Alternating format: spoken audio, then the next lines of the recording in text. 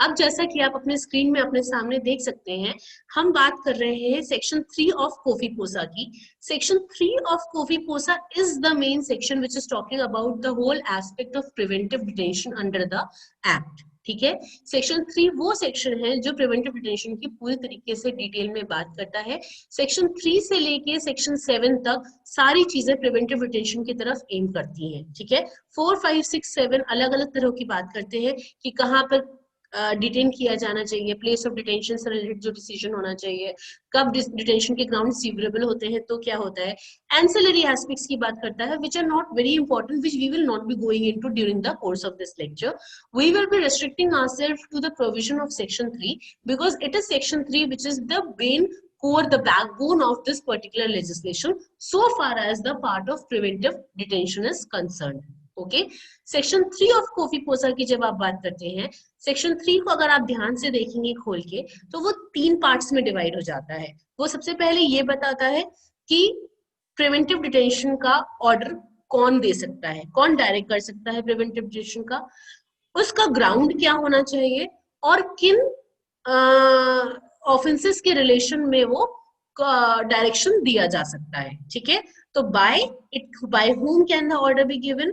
The order should be based on what kind of thought process, what kind of ground that we are talking about, and what are the reasons or what are the considerations in respect to which the order may be given. Okay, so if you will look at this, the first point that it talks about is by. So when you talk about an order of preventive detention, an order of preventive detention as given under section 3 can be either given by central government or by state government or by an officer of central government not below the rank of joint secretary or an officer of state government not below the rank of secretary. तो 4 जगह से order आ सकता है, central government से, state government से, joint secretary से। अगर central government officer दे रहे हैं order, that officer can not be below the rank of joint secretary. if a state government officer is giving the order, then that officer cannot be below the rank of secretary. ये 4 लोग दे सकते हैं। ये 4 लोगों का जो ground होगा देने का, वो सब्जेक्टिव सेटिस्फैक्शन होगा। That is they should be satisfied that the person against whom they are ordering the preventive detention should be involved in any of the below mentioned activities. उनका सब्जेक्टिव सेटिस्फैक्शन है, कोई reasonable grounds की बात नहीं करी गई है, कोई ग्राउंड्स इन राइटिंग की बात नहीं करी गई है। This aspect, this concept of subjective satisfaction is what makes this law the draconian law as we call it, or which is the most criticized aspect of this law. Why? Because there is no requirement of written grounds, there is no requirement of reasonable grounds. All it requires is the satisfaction of the executive authority who is directing the preventive detention. Okay, अब ये preventive detention किन respect में order किया जा सकता है? To prevent a person from smuggling the goods, to prevent a person from abetting of smuggling of goods, to prevent a person from dealing in smuggling of goods or transporting smuggled goods, or to prevent a person from harboring a person who has smuggled the goods. क्या चीजें हो सकती हैं? Smuggling करने से रोका जाना चाहिए किसी को, अबेटमेंट से स्मगलिंग के रोका जाना चाहिए, डीलिंग से या ट्रांसपोर्टेशन से स्मगल गुड्स के रोका जाना चाहिए, या किसी ने जो ऑलरेडी स्मगलिंग कर ली है, अगर आप उसको शरण दे रहे हो या पनाह दे रहे हो या देने वाले हो, तो आपको रोका जाना चाहिए। अगर ऐसा लगता है किसी एग्जीक्यूटिव अथॉरिटी को कि आप इनमें से कोई भी एक एक्शन कर सकते हो, तो प्रोवाइडेड वो जॉइंट सेक्रेटरी से सीनियर ऑफिसर है या वो सेक्रेटरी से सीनियर ऑफिसर है in case of state government, तो वो प्रिवेंटिव डिटेंशन का ऑर्डर दे सकते हैं। आई होप आपकी समझ में आया होगा। सेक्शन 3 क्या बात करता है, मैं फिर से एक बार बता देती हूँ।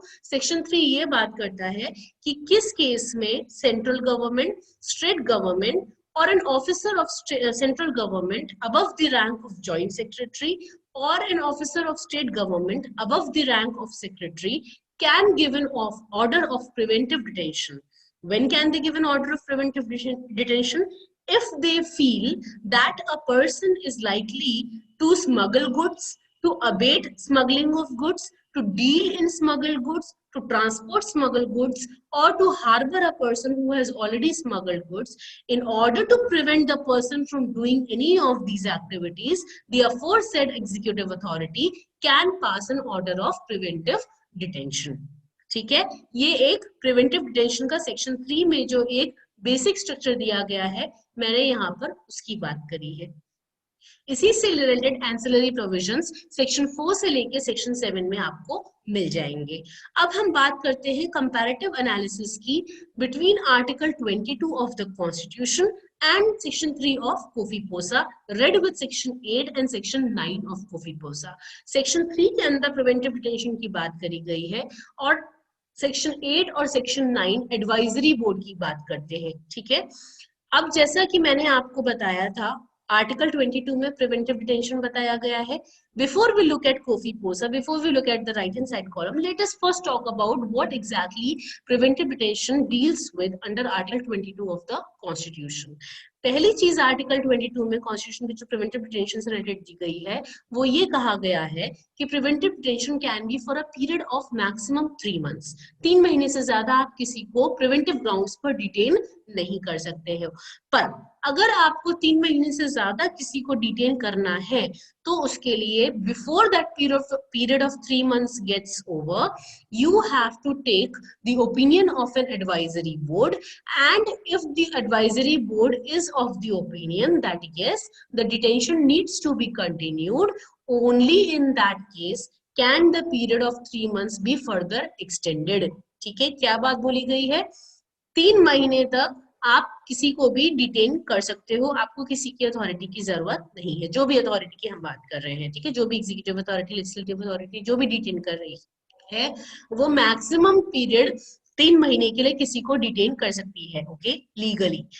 अगर उस अथॉरिटी को 3 महीने से ज्यादा किसी इंडिविजुअल को प्रिवेंटिव ग्राउंड्स पर डिटेन करना है, तो उनको एक एडवाइजरी बोर्ड से ओपिनियन लेना होगा। That advisory board will be constituted as per the legislation, जहां पर जिसके अंदर में डिटेंशन हो रहा है। उस एडवाइजरी बोर्ड के ओपिनियन पे, उस एडवाइजरी बोर्ड की रिपोर्ट पे, अगर एडवाइजरी बोर्ड को सारे फैक्ट्स परयूज करने के बाद में लगता है कि नहीं, इसे डिटेन किया जाना चाहिए, only in that case further detention can be considered. अब जो एडवाइजरी बोर्ड की हम बात कर रहे हैं, जैसा कि मैंने आपको बताया, आर्टिकल 22 केवल एक पावर ले डाउन करता है। उस पावर का एग्जीक्यूटिव एप्लीकेशन अलग अलग लेजिस्लेशंस में किया गया है, जैसे कि COFEPOSA, NDPS, preventive detention act, essential commodities act etcetera. इन सब में प्रिवेंटिव डिटेंशन का की पावर को जो आर्टिकल 22 ऑथराइज करता है, इसको एग्जीक्यूटिवली एनफोर्स किया गया है। ठीक है, तो अब अगर हम यहाँ पर बात करें एडवाइजरी बोर्ड का, एक जो आर्टिकल 22 ने ये कहा है कि आप 3 महीने से ज्यादा डिटेन करोगे तो एडवाइजरी बोर्ड की जरूरत होगी, आपको परमिशन की जरूरत होगी। वो एडवाइजरी बोर्ड कॉन्स्टिट्यूटेड किसका होगा, वो भी आर्टिकल 22 ने ले डाउन कर दिया है। आर्टिकल 22 ने कहा है, नंबर ऑफ पर्संस आर्टिकल 22 ने स्पेसिफाई नहीं करे हैं एडवाइजरी बोर्ड के, केवल ये कहा है कि एडवाइजरी बोर्ड अगर आप बनाएंगे तो उसमें मेंबर्स कौन होंगे, any person who has been a judicial officer of higher judiciary, high court judge, or is capable of being appointed as a high court judge। तो कोई भी एडवाइजरी बोर्ड जो किसी भी लेजिस्लेशन के अंदर कॉन्स्टिट्यूट किया जाएगा for the purpose of preventive detention shall constitute of members only who have already been high court judges or who are capable of being appointed as high court judges। Okay, so far this is concerned। Okay, अभी before we go ahead for this, let us look at कोफीपोसा now। अब कोफीपोसा ने इन provisions को कैसे अपने अंदर incorporate कर लिया? कोफीपोसा ने जो लिखा है उसमें ये कहा है कि आप अगर किसी को डिटेन करना चाहते हो, ठीक है, लीगली आप 3 महीने के लिए डिटेन कर सकते हो, उसमें आपको कोई दिक्कत नहीं आएगी, प्रोवाइडेड सेक्शन 3 के प्रोविजंस फॉलो किए जा रहे हैं। जो अथॉरिटी डिटेंशन को ऑर्डर दे रही है, जो सेक्शन 3 में है, वो अथॉरिटी दे रही है। वो अथॉरिटी कितने महीनों के लिए ऑर्डर दे सकती है?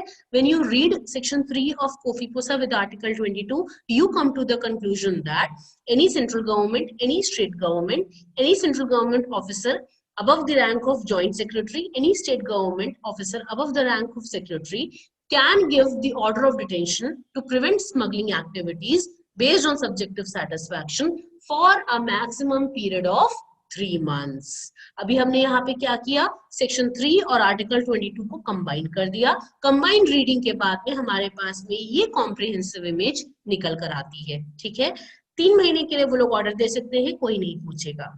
अब अगर उनको 3 महीने से ज्यादा के लिए ऑर्डर देना है, then what do they do? If they want to detain the person for a period longer than 3 months only on the preventive grounds, what do they do? They constitute an advisory board. Okay, that advisory board again हम यहाँ क्या करेंगे, combine कर देंगे section 8 of कोफीपोसा को article 22 से। कैसे?